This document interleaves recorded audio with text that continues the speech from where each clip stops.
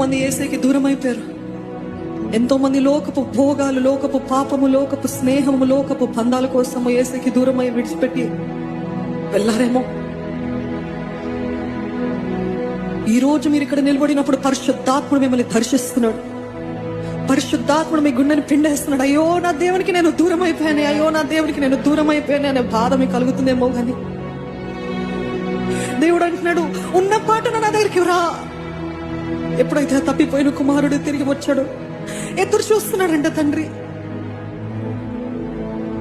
ఎప్పుడైతే వచ్చాడు, హత్తుకొని ముద్దాడి కొత్త వస్త్రం ఆయనకి ధరింపజేసి, అధికారపు ఉంగరముని ధరింపజేసి, ఇదిగో నా బిడ్డ వచ్చాడని గొప్ప విందు చేస్తాడంట. ఈ రోజు ఇంకా అపరాధ భావము, గిల్టీ ఐ హావ్ సిన్డ్ కాదు. నేను యేసే దగ్గరికి వస్తే నన్ను నిశ్చయంగా క్షమించే దేవుడు. హల్లెలూయా. ఆయన నన్ను చేరదీసుకునే దేవుడు. ఆయన నిత్యం ఆయనతో నన్ను నడిపించే దేవుడు. ఇదిగో పాతవి గతించిన సమస్తము నూతనమైన మాట నా జీవితంలో నెరవేర్చే దేవుడు. He will not ask you why have you done that. He said you are here, that is enough.